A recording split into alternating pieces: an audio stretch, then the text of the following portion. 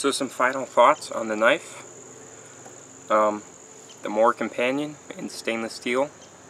This particular version is black, has the black guard, black butt end, and the black sheath. I've had this knife as my main knife for about 2.5 years now. Haven't felt the need to switch, knives or anything, because every time I go to a different brand or different knife, I always come back to this. The low cost and the materials of this knife make it a steal. For one of these, it's going to cost you around $15–20. I looked recently on Amazon.com and KnifeCenter.com, and they're going for about 15 bucks for the sheath and the knife, the whole deal. I think that's a more than fair, adequate price for this knife. The steel is a very good steel. It's a Sandvik 12C27.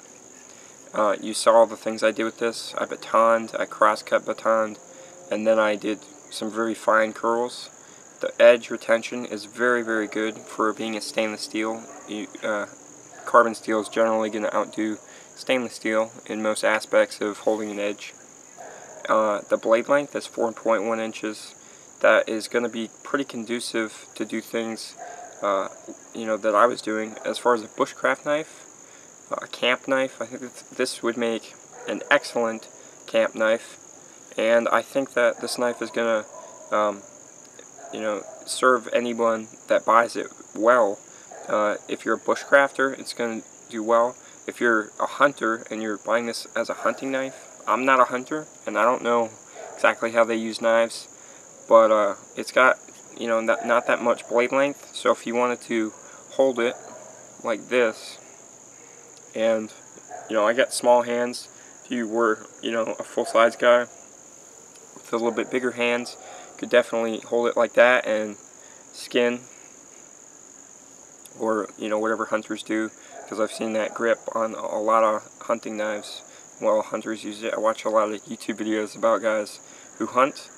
I find it kind of interesting. So I think this knife would be an excellent outdoor knife in general for any outdoorsman. They have it in some other colors, so if you're a girl, young woman, and you want this, in different colors, they have some more girlish colors, blue, green, stuff like that. They offer this particular model in a lot of different options, and all the prices are the same, so you really can't go wrong.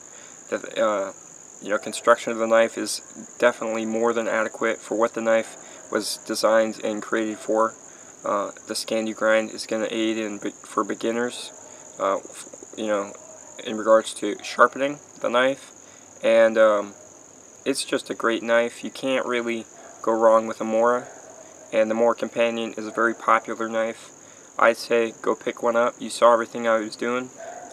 It did everything that a survival knife should be able to do, and the only thing I would say is that when you get it, you're going to have to get a file and file down the spine of the knife so that it can strike a fire steel.